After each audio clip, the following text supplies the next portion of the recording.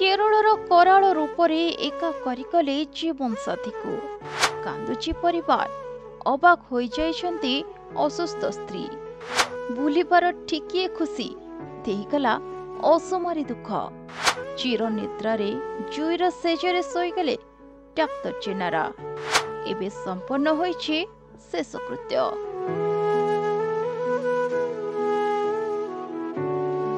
केरळर वायनाड भूस्खलन रे प्राण हराइथिबा ओडिया डाक्तर विष्णु प्रसाद चेनारांकर मृतदेह शनिवार राति रे जन्ममाटी को फेरिबा परे पुरी स्वर्गद्वार रे तांको शेषकृत्य संपन्न होइछे। विष्णु प्रसाद कर मृतदेह एम्बुलेंस जोगे केरल ओडिशा आसिबा परे कटक चौद्वार को निया जाइथिला।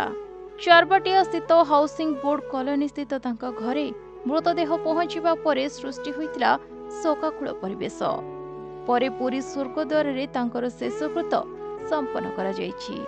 सेपटे विष्णु प्रसाद कर पत्नी प्रियदर्शिनी पाल मध्य मेडिकल रू डिस्चार्ज हेबा परे ओडिशा फेरछन्ति।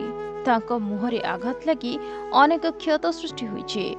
तेबे स्वामी को देहांत खबर सुनी से भांगी पड़िछन्ति। ब्यूरो रिपोर्ट प्रतिदिन टीवी।